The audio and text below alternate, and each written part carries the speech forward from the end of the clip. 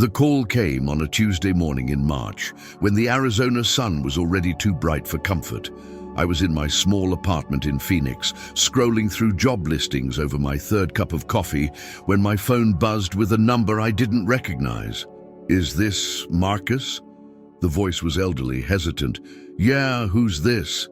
"This is Father Sullivan from St. Mary's in Millbrook. I'm calling about your father." My stomach dropped. Dad and I hadn't spoken in 3 years, not since the fight that ended with him telling me I was no son of his, and me walking out of the family home in Connecticut for what I thought would be forever. "What about him?" I managed to ask. "I'm sorry to tell you this, son, but he passed away yesterday evening. Heart attack." The words hit me like a physical blow. I found myself sitting on the floor without remembering how I got there, the phone still pressed to my ear. "The funeral is Friday," Father Sullivan continued. "I thought you should know." I cleared my throat. "I'll be there." There was a pause. "Marcus, I need to tell you something. Your mother called me this morning. She asked me to tell you that you're not welcome at the service." The words echoed in my cramped apartment. "What?"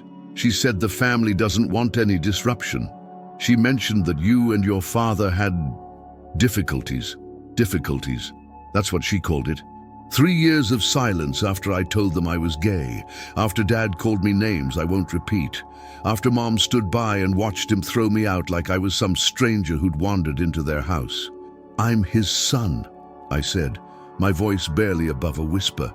"I know, son. I know." After I hung up, I sat in that same spot on the floor for what felt like hours.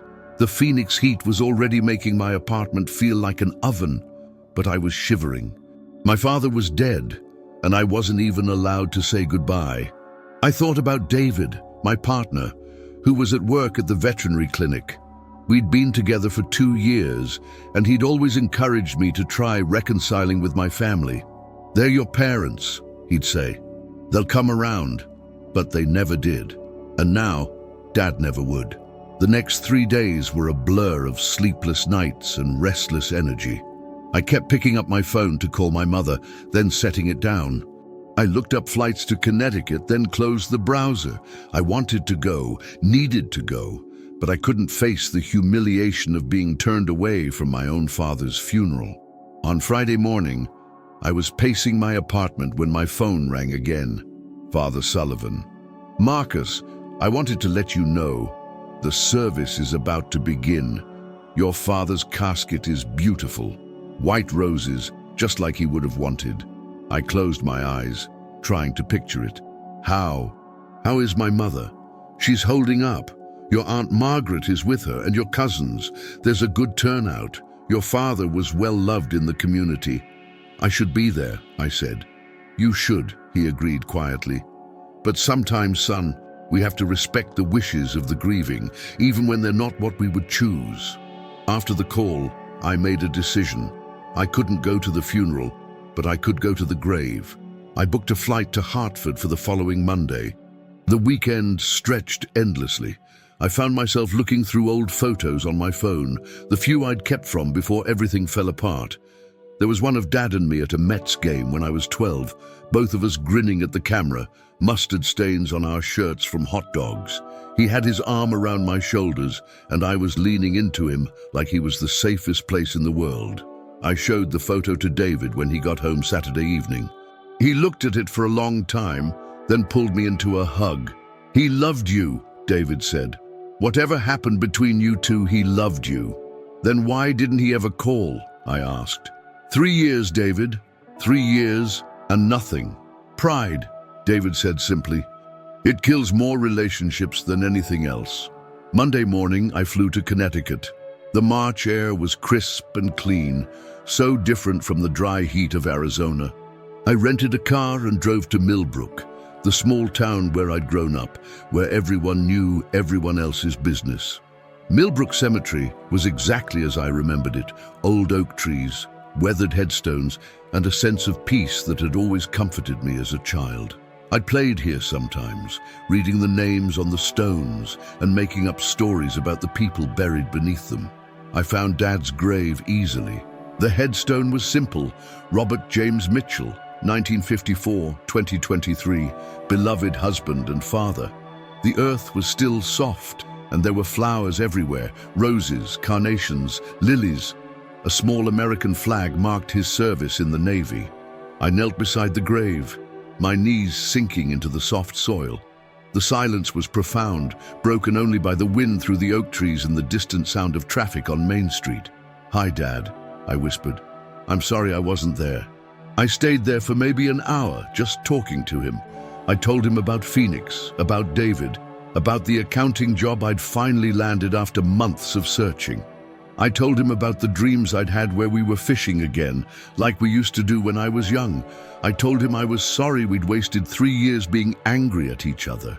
"I wish I knew what you were thinking," I said finally. "I wish I knew if you ever missed me." That's when I heard footsteps behind me. I turned to see Father Sullivan walking slowly through the cemetery, his black cassock fluttering in the wind. He was older than I'd expected, maybe 70, with white hair and kind eyes behind wire-rimmed glasses. "Marcus," he said gently, "I thought I might find you here." I stood up, brushing dirt from my knees. "Father Sullivan?" "Yes, son. I'm glad you came." We stood there for a moment, looking down at the grave. The afternoon sun was starting to slant through the trees, casting long shadows across the cemetery. "He was a good man," Father Sullivan said finally. "Stubborn, set in his ways, but good." "Not good enough to accept his son," I said, more bitterly than I'd intended. Father Sullivan was quiet for a moment. "People are complicated, Marcus. Your father struggled with many things." "Did he ever—" I swallowed hard. "Did he ever ask about me?" Father Sullivan looked at me for a long moment. "Walk with me, son. There's something I need to show you." We walked slowly through the cemetery, past generations of Millbrook families. Father Sullivan moved with the careful steps of someone who'd spent decades walking these paths, conducting services, comforting the grieving. "Your father came to see me about a month before he died," he said. "He was troubled about something. He'd been carrying a burden for a long time." My heart was pounding. "What kind of burden?" "He brought me a box. Said he'd been adding to it for 3 years, ever since you left home.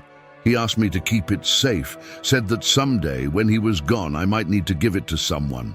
We'd reached the small rectory beside St. Mary's Church. Father Sullivan led me inside, to a study lined with books and papers.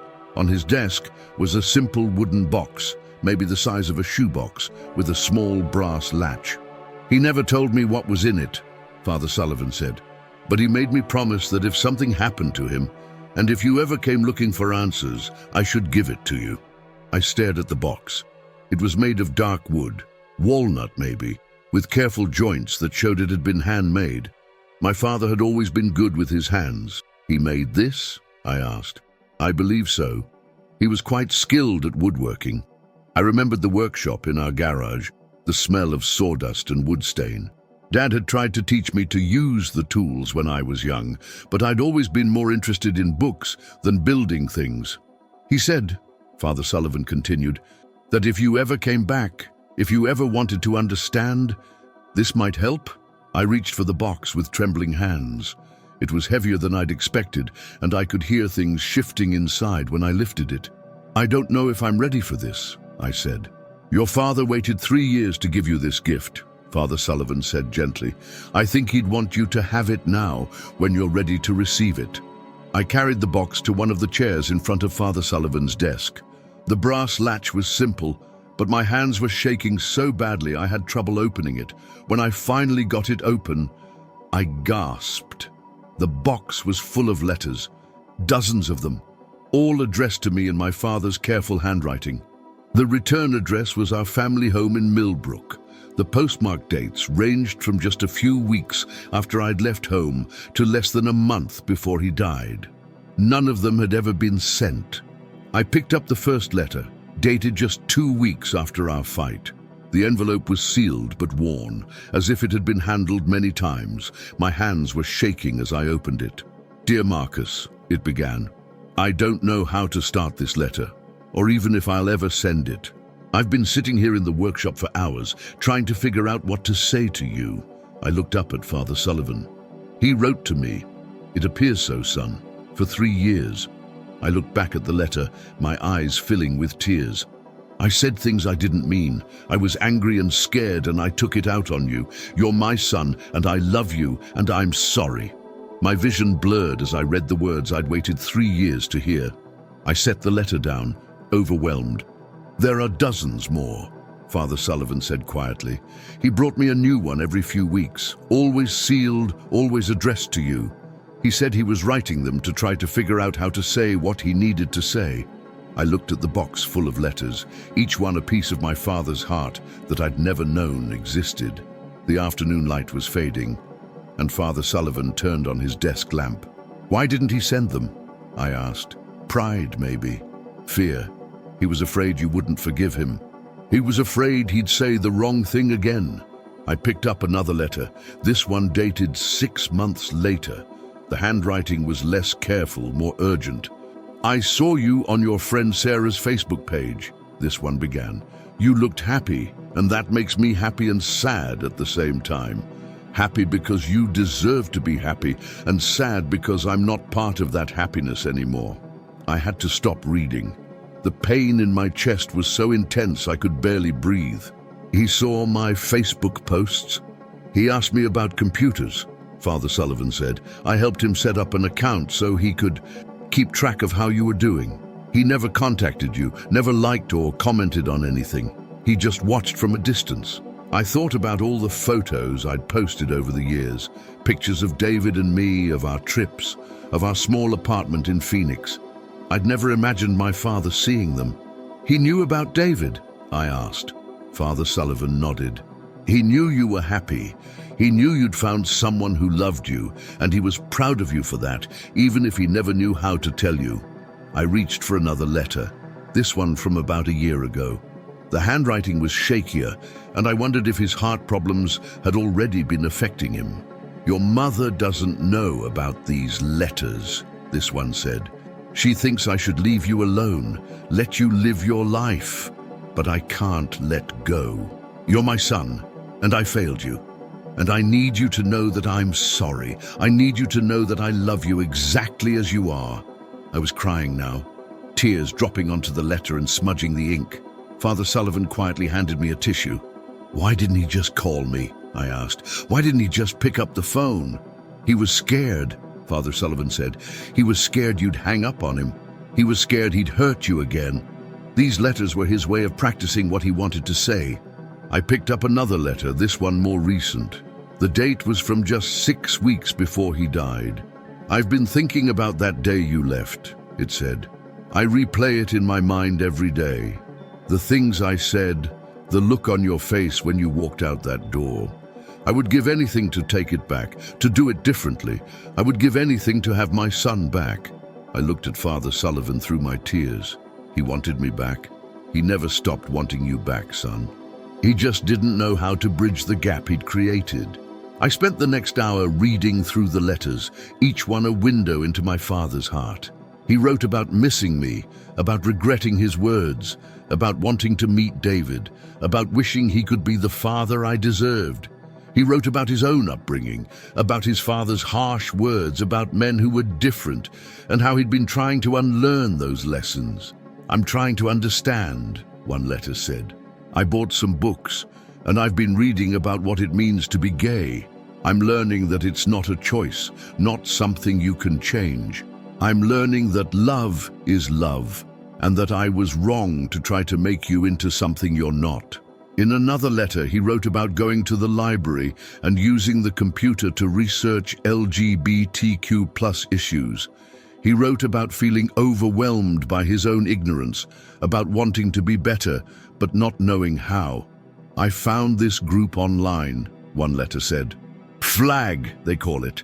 Parents and families of gay kids. I've been reading their stories, and it gives me hope. Maybe it's not too late for us. As I read, Father Sullivan sat quietly at his desk, occasionally looking up from his own papers to watch me. The room was peaceful, filled with the golden light of the setting sun. The last letter in the box was dated just 3 weeks before he died. The handwriting was very shaky, and I could see tear stains on the paper. "I'm not well," it said. "The doctors say my heart is failing. I might not have much time left. I've been working on this box for 3 years, and I still don't know if I'll ever be brave enough to give it to you. But I need you to know that you were the best thing I ever did. You were smart and kind and funny, and I was proud of you every single day until I let my fear make me stupid." I had to stop reading to wipe my eyes. When I looked up, Father Sullivan was watching me with gentle concern. "There's more," he said softly. I looked back at the letter. "If you're reading this, it means I'm gone, and I never found the courage to call you. I'm sorry for that too. But I need you to know that I love you, Marcus. I love you for who you are, not who I thought you should be. I love that you're brave enough to live your truth. I love that you found someone who makes you happy. I love that you're my son." My hands were shaking as I read the final paragraph. "I know I don't deserve your forgiveness. I know I hurt you in ways that might never heal. But if there's any part of you that can forgive a foolish old man, please know that I'm sorry. Please know that I love you. Please know that I'm proud of you." I sat there for a long time, holding the letter and crying. All the anger I'd carried for 3 years was melting away, replaced by a profound sadness for what we'd lost and what we'd never have. "He loved me," I whispered. "He never stopped loving you," Father Sullivan said. "He just didn't know how to show it." I looked at the box, at the dozens of letters that represented 3 years of my father's love and regret. Why didn't he send them? "Fear," Father Sullivan said simply. "The same fear that kept you from calling him." I realized he was right. I'd been just as afraid as my father had been. I'd wanted to call him so many times, but I'd been terrified of rejection, of hearing the same harsh words that had driven me away. "We were both too proud," I said. "Pride and fear." Father Sullivan nodded. "They're the enemies of love." As the sun set outside the rectory windows, I carefully put the letters back in the box. Each one was a treasure, a piece of my father's heart that I'd never known existed. "What about my mother?" I asked. "Does she know about these?" Father Sullivan shook his head. "This was between your father and me. He was very specific about that." I thought about my mother, about the coldness in her voice when she'd called to tell me I wasn't welcome at the funeral. I wondered if she'd ever softened, if she'd ever wanted me to come home. "She's grieving," Father Sullivan said, as if reading my thoughts. "Grief makes people do things they wouldn't normally do. Give her time." I nodded, though I wasn't sure I believed him. My mother had always been harder than my father, more set in her ways. But maybe with time she might be ready to hear what I had to say. "Thank you," I said to Father Sullivan, "for keeping these safe, for giving them to me." "Your father asked me to tell you something else," he said. "He said that if you ever came back, if you ever wanted to come home, the door would always be open. He made me promise to tell you that."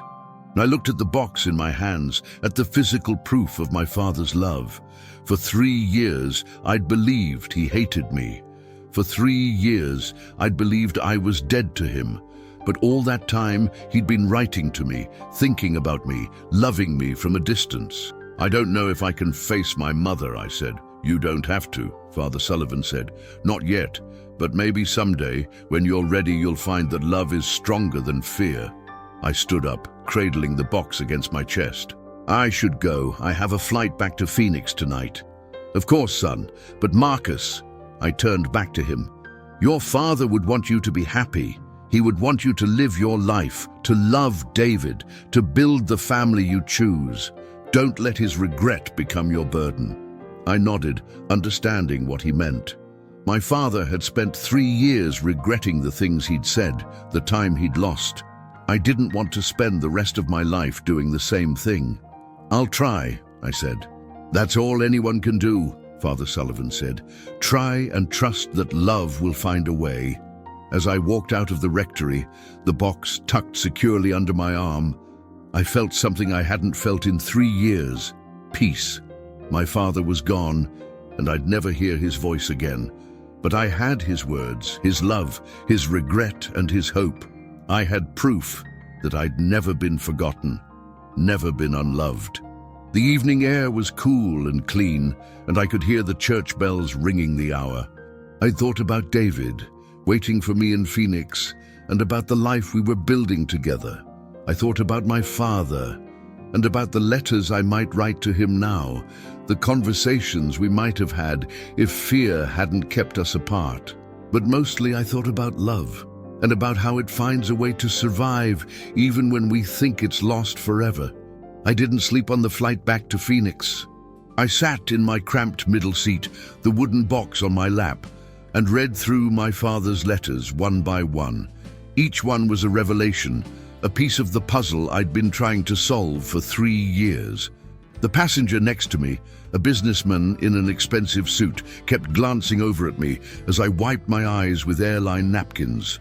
By the time we landed, I'd read through all 47 letters, and I felt like I'd been turned inside out. David was waiting for me at baggage claim, his face full of concern. He'd wanted to come with me to Connecticut, but I'd insisted on going alone. Now, seeing his worried expression, I wished I'd let him come. "How was it?" he asked, pulling me into a hug.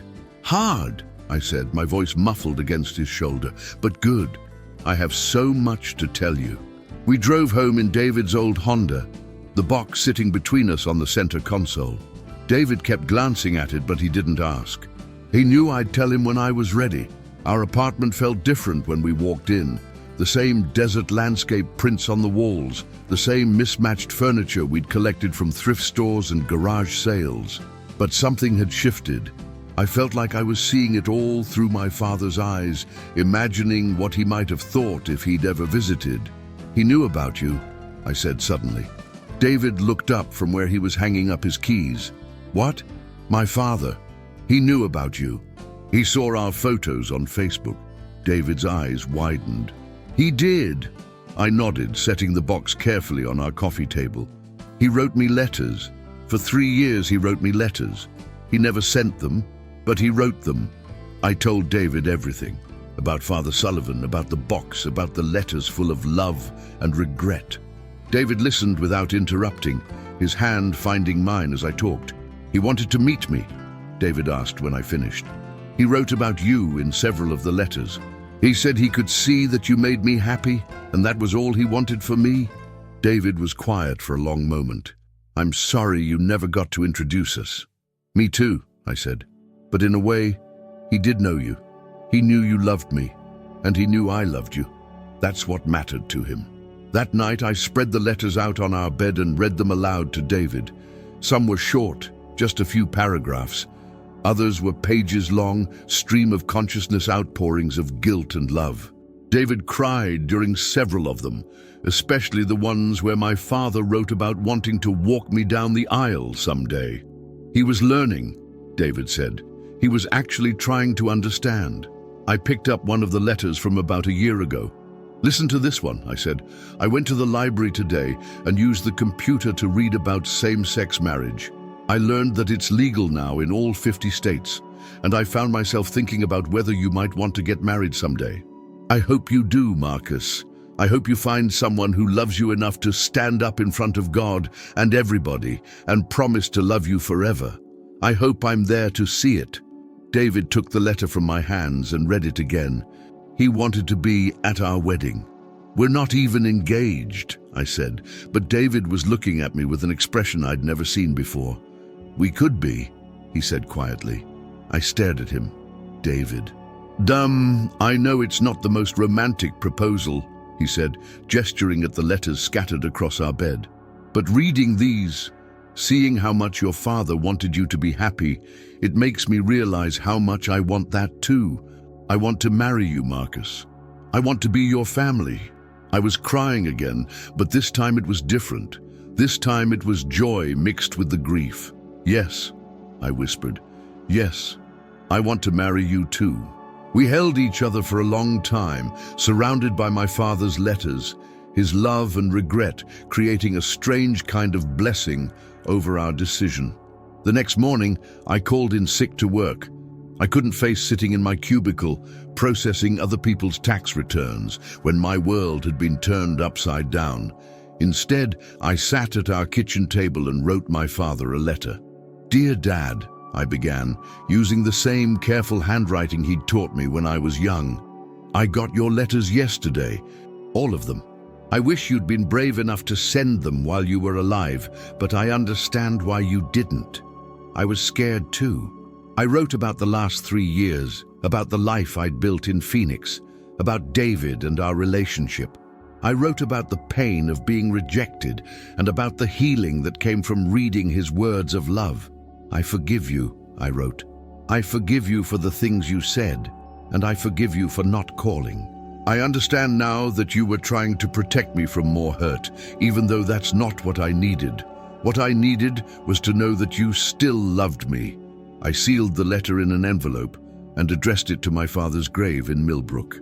I didn't know if I'd ever send it, but writing it felt important, like completing a conversation that had been left unfinished. Over the next few weeks, I found myself thinking about my father constantly. I'd be at work, and I'd remember something he'd written about being proud of my job. I'd be cooking dinner with David, and I'd think about the letter where he'd written about wanting to learn to cook for us if we ever visited. I started researching flights to Connecticut. I wasn't ready to face my mother yet, but I wanted to visit his grave again, to bring him the letter I'd written. "I think you should go," David said one evening as we were doing dishes. "I think you need to close this chapter properly. Come with me," I said. He smiled. "I'd like that. I'd like to see where you grew up." I booked flights for the following weekend. This time, I wasn't going to run away. This time, I was going to face whatever came, armed with the knowledge that my father had loved me. The night before we left, I had a dream about him. We were sitting in his workshop, the way we used to when I was young. He was showing me how to sand a piece of wood, his hands guiding mine. "I'm proud of you," he said in the dream. "I'm proud of the man you've become." "I'm sorry we lost so much time," I said. "We didn't lose anything," he said. "Love doesn't disappear just because we can't see it. It was always there, waiting for us to find it again." I woke up with tears on my cheeks, but for the first time in 3 years, they were tears of peace instead of pain. The flight to Connecticut was different this time. David held my hand during takeoff, and I wasn't traveling alone into uncertainty. I was traveling with my fiancée to make peace with my past. We rented a car at the airport and drove to Millbrook.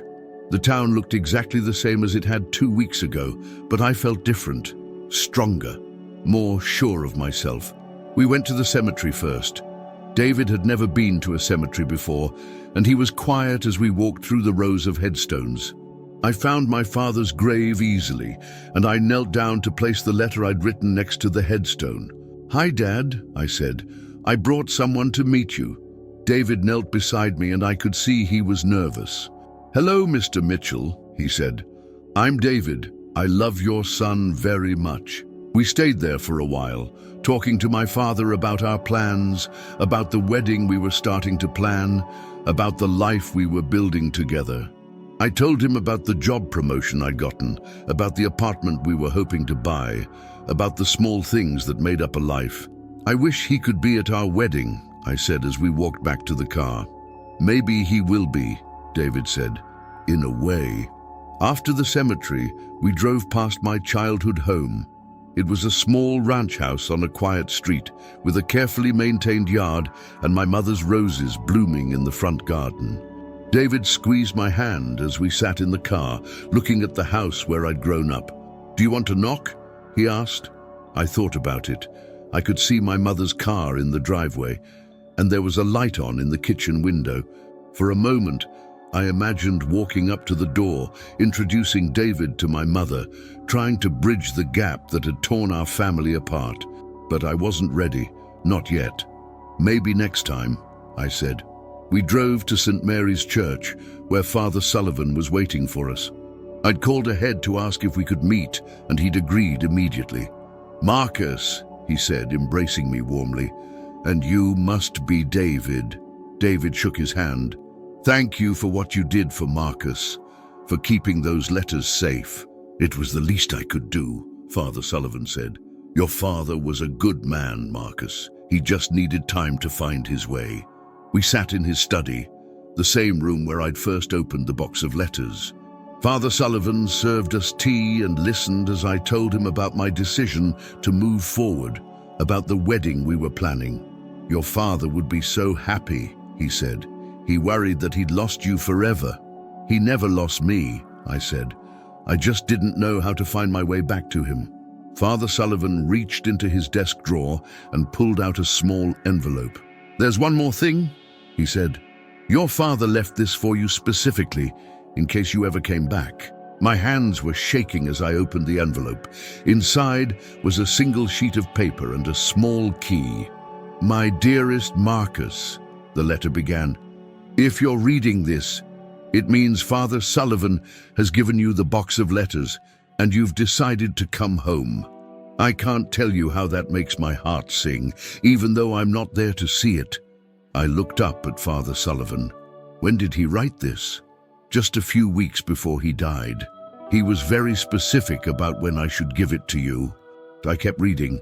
I've left you something in the workshop. Behind the pegboard where I keep my tools, there's a small safe. The key is with this letter. Inside the safe, you'll find something I've been working on for you.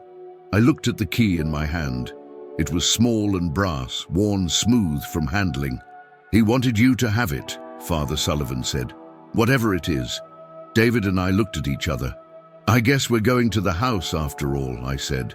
20 minutes later, we were standing in my mother's driveway, looking at the house where I'd grown up. My heart was pounding as I walked around to the backyard, David close behind me. The workshop was exactly as I remembered it. The smell of sawdust and wood stain, the neatly organized tools, the workbench where my father had spent countless hours building and fixing things. David looked around with wonder. He made all this? He asked, gesturing at the cabinets and shelves. He was always building something, I said. He had good hands. I found the pegboard easily, and behind it, just as the letter had said, was a small safe built into the wall. The key fit perfectly, and the door swung open to reveal a single item, a small wooden box, similar to the one that had held the letters, but smaller, more delicate. I lifted it out carefully. It was beautifully made, with dovetail joints and a smooth finish that showed hours of careful work. On the lid, carved in my father's careful script, were the words, "For Marcus and David with love." He made this for us, I whispered. David's eyes were wide. He knew my name. I opened the box with trembling hands. Inside was a note in my father's handwriting and 2 matching wooden rings, simple but elegant, carved from what looked like the same wood as the box. I started making these after I read about your engagement online, the note said. I know you probably won't wear them, but I wanted you to have something made with love. I hope David likes them. I hope you're happy. I hope you know how much I love you both. I stared at the rings, then at David. We never posted about an engagement online. David was quiet for a moment. Actually, he said slowly, I've been thinking about proposing for months. I might have looked at some rings online. If he was monitoring your social media, he might have seen the ads that followed me around. I laughed, tears streaming down my face. He made us wedding rings. They're beautiful, David said, taking one of the rings and examining it. Look at the detail work. Each ring was carved with a simple pattern of vines and leaves, and the inside was engraved with our initials and the date. But it wasn't the current date. It was a date 3 months in the future. He was planning ahead, I said. He thought we'd be married by then.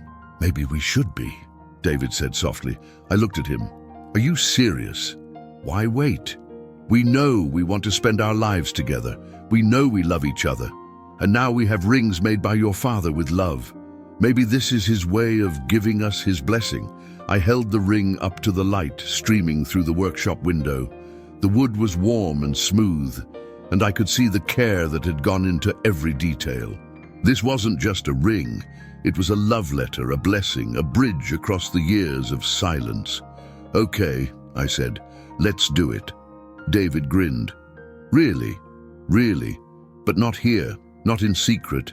If we're going to do this, we're going to do it right. That's when we heard the voice behind us. Marcus? I turned around to see my mother standing in the doorway of the workshop. She looked older than I remembered, her hair grayer, her face lined with grief. She was wearing a black dress and holding a cup of coffee, and she looked like she'd seen a ghost. "Mom," I said, my voice barely a whisper. She stared at me for a long moment, then at David, then at the wooden box in my hands. "What are you doing here?" "I came to say goodbye to Dad," I said. "Father Sullivan gave me something he left for me." My mother's eyes filled with tears. "He never stopped talking about you," she said. Even after everything, he never stopped hoping you'd come home." "I know," I said. "I read his letters." "Letters?" She looked confused. "He wrote me letters for 3 years. He never sent them, but he wrote them." My mother leaned against the doorframe, looking suddenly fragile. "He never told me. He was trying to protect you," I said. "He was trying to protect all of us." She looked at David, who was standing quietly beside me. "You must be David," she said. "Yes, ma'am," David said. "I'm sorry for your loss." My mother nodded.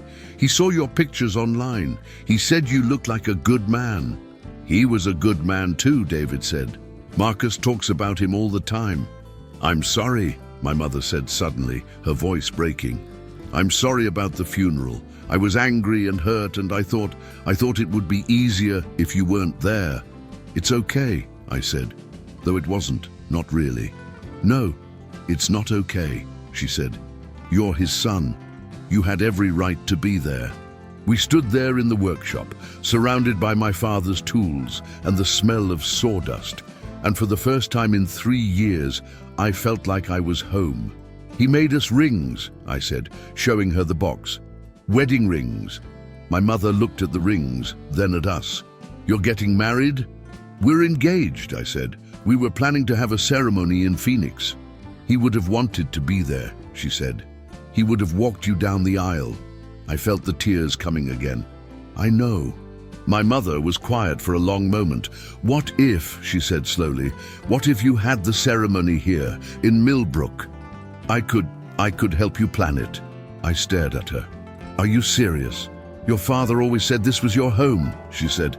"Maybe it's time you came home." I looked at David, who nodded encouragingly. "I'd like that," I said. "I'd like that very much." The next 3 months passed in a blur of planning and healing. David and I flew back to Phoenix to pack up our apartment and arrange for our things to be shipped to Connecticut. We'd decided to move back to Millbrook, at least temporarily, to be closer to my mother and to start fresh in the place where I'd grown up. The house my mother offered us was small but perfect, a cottage that had belonged to my grandparents just a few blocks from the main house. It had a garden where David could grow vegetables and a small office where I could work remotely for my accounting firm. My mother threw herself into wedding planning with an enthusiasm that surprised everyone. She researched caterers, visited florists, and called every venue in town until she found the perfect spot for our ceremony. It was as if she was trying to make up for 3 years of lost time by giving us the perfect wedding. "She's trying," David said one evening as we sat on the porch of our new home, watching the sunset over the small town where I'd grown up. "She's really trying." "I know," I said. It's a lot to process." The wedding was planned for the 3rd Saturday in June, exactly 3 months after we'd found the rings in my father's workshop. We'd invited 50 people, friends from Phoenix, David's family from Oregon, and what felt like half of Millbrook.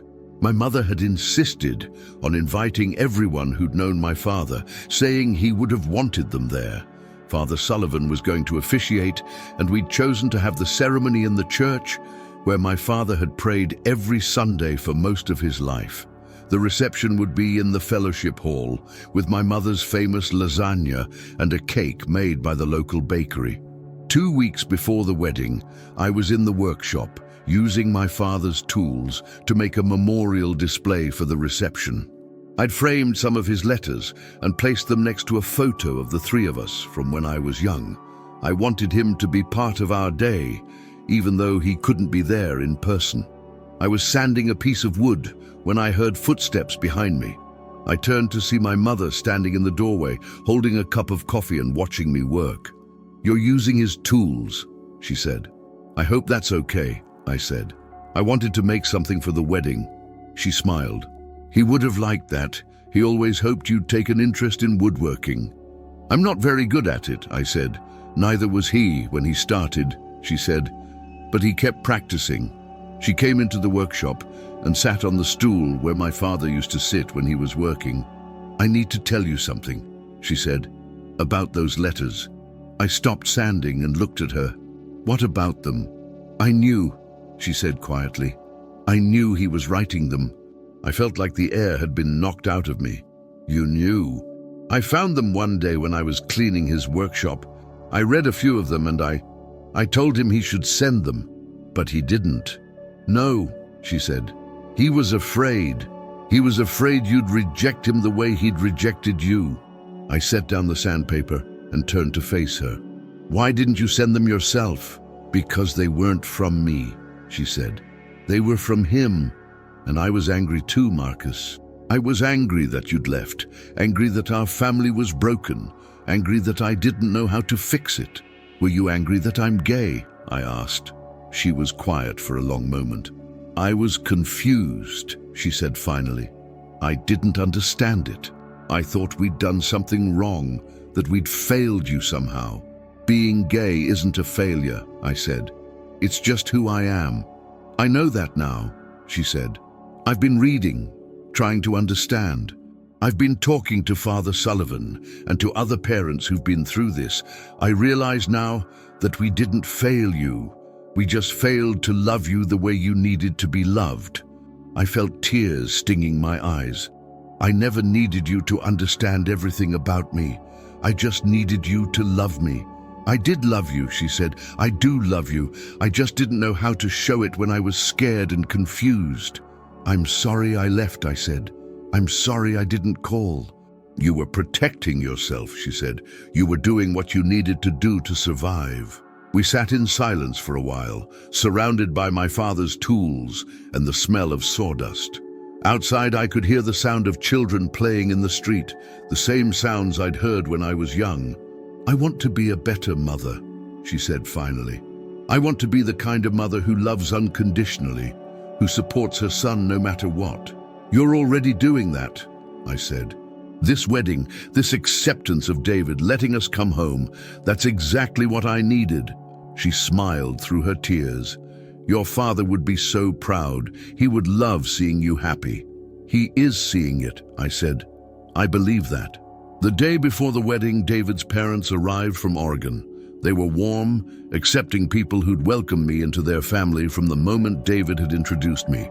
They brought with them a box of old photos and stories about David's childhood, and they spent the evening sharing memories with my mother. "He's a good man," David's mother told my mother as they sat on the porch, watching David and me play with the neighbor's dog. "He makes our son happy."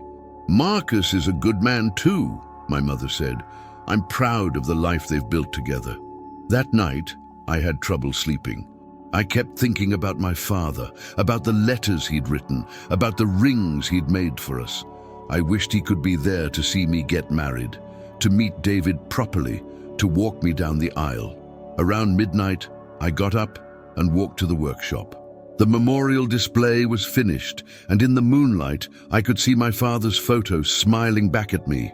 I sat on his stool and talked to him the way I had when I was young, telling him about my nervousness, about my excitement, about how much I wished he could be there. "I love you, Dad," I said to the empty workshop. "I forgive you, and I love you, and I wish you could be here tomorrow." A gentle breeze stirred the trees outside, and for a moment I could almost feel his presence. Maybe it was my imagination, or maybe it was something more. But I felt peaceful, ready for the next chapter of my life. The morning of the wedding dawned clear and bright, with a gentle breeze that carried the scent of roses from my mother's garden. I woke up in my childhood bedroom, surrounded by the same baseball trophies and model airplanes that had been there when I was young. For a moment, I felt like I was 12 years old again, before everything had gotten complicated. David was getting ready at his parents' hotel, following the tradition that we shouldn't see each other before the ceremony. My mother had insisted on this, saying it was important to do things properly. She'd thrown herself into wedding traditions with the enthusiasm of someone making up for lost time. "How are you feeling?" she asked as she helped me with my tie. I was wearing my father's good suit, altered to fit me. It was navy blue with a subtle pinstripe, and it smelled faintly of his cologne. "Nervous," I said. "Happy, scared, everything." She smiled. "That's how you're supposed to feel on your wedding day." I looked at myself in the mirror. The suit fit well, and I could see my father in my reflection. The same brown eyes, the same stubborn cowlick that never stayed down. "He's here with us," my mother said, adjusting my collar. "I can feel him." "Me too," I said. The church was packed. It seemed like everyone in Millbrook had come to see the Mitchell boy get married. Some of them were people I'd known since childhood. Others were strangers who'd known my father and wanted to honor his memory by celebrating his son's happiness. Father Sullivan was waiting at the altar, resplendent in his white vestments.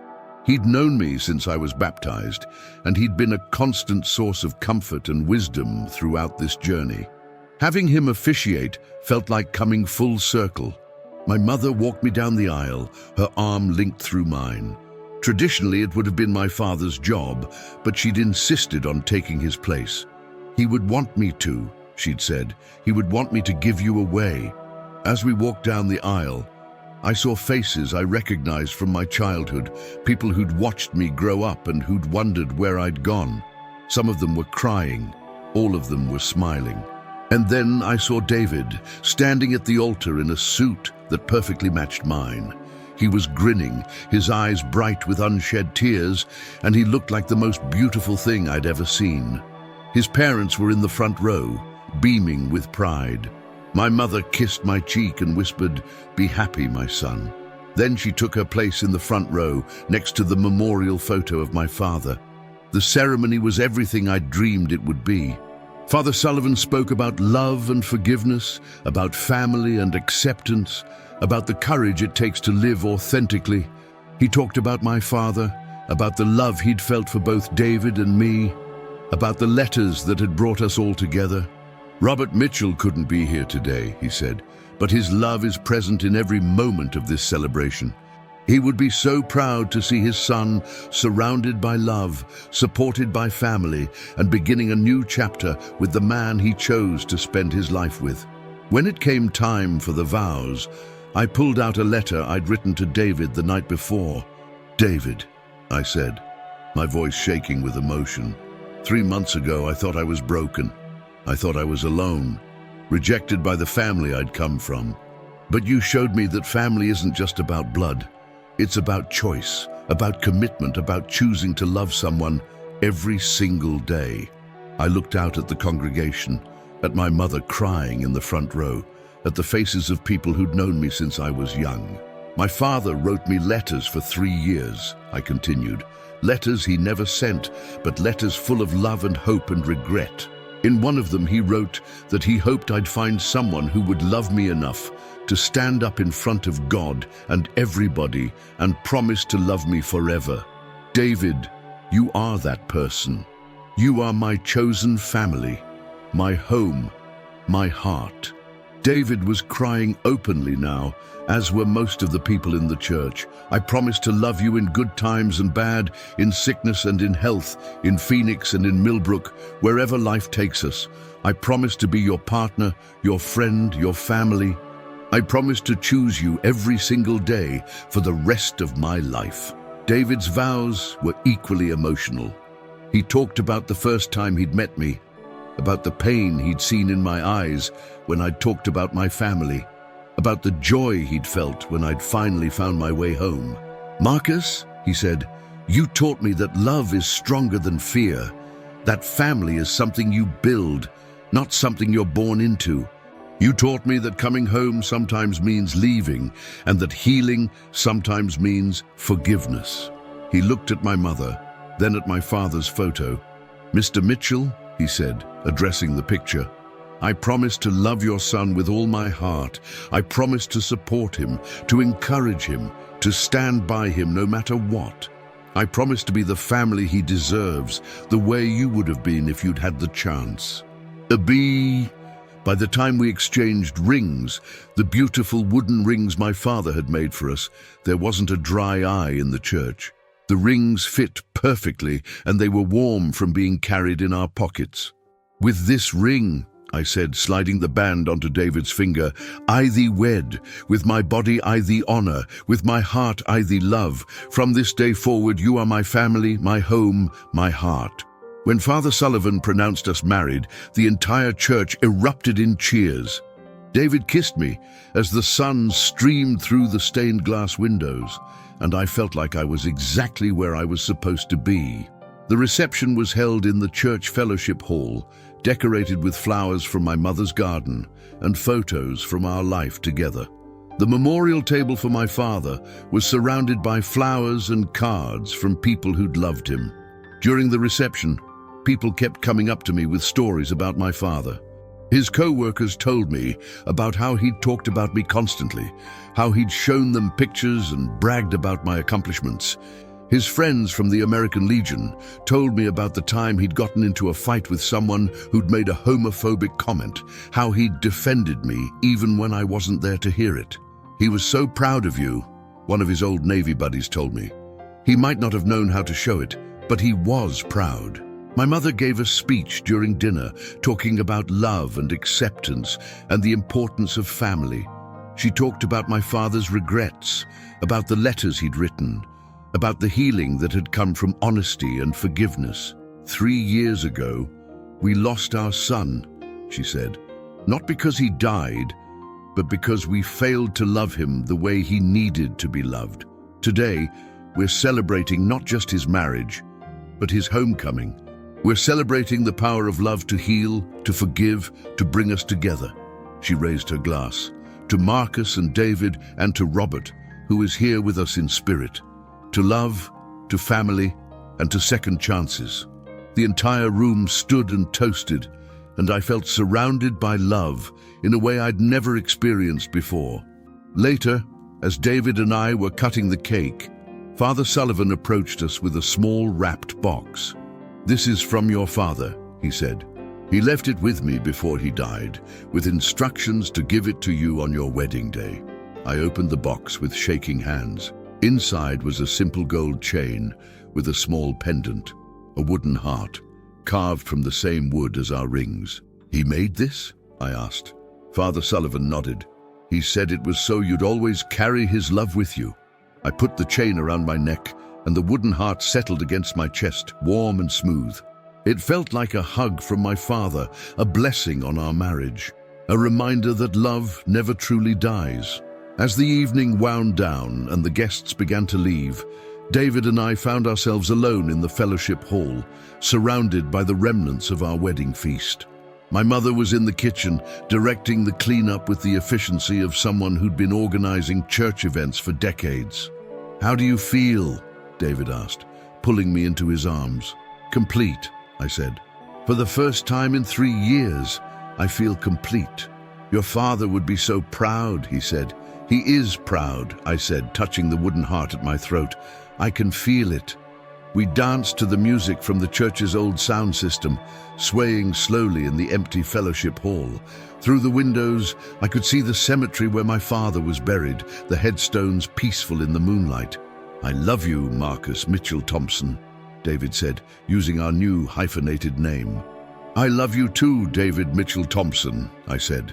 As we danced, I thought about the journey that had brought us here, the pain of rejection, the years of silence, the letters that had changed everything. I thought about my father's love, hidden but never gone, and about the power of forgiveness to heal old wounds. "Thank you, Dad," I whispered, so quietly that only David could hear. The breeze stirred the trees outside, and for a moment I could swear I heard his voice on the wind. "You're welcome, son. Be happy." We stayed in Millbrook for our honeymoon, spending a week exploring the town where I'd grown up, introducing David to my childhood haunts, and getting to know my mother again. We had dinner with her every night, sharing stories and building new memories. On our last night, we sat on the porch of our cottage, watching the stars come out over the small town where I'd learned to love and be loved.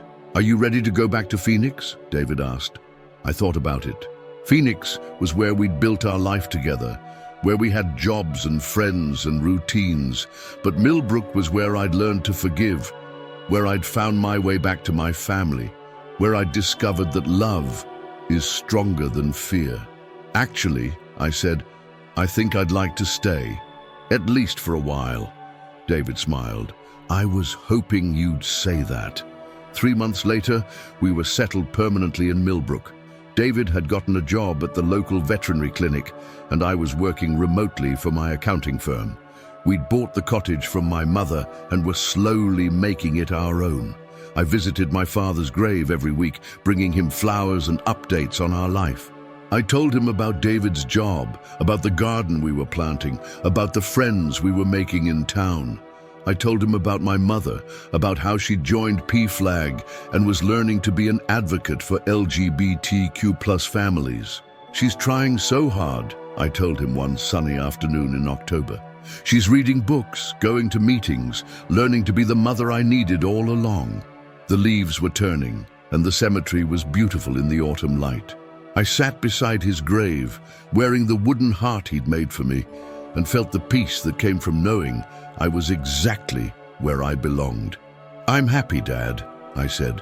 "I'm really, truly happy. And I know you would be too." As I walked back to the car, I passed a young man visiting a nearby grave. He was crying, and something about his posture reminded me of myself 3 months ago, lost, alone, grieving not just for the dead, but for the relationship that had never been. "Are you okay?" I asked. He looked up at me and I could see the pain in his eyes. "My mom died last week," he said. We hadn't talked in 2 years. I said some things, she said some things.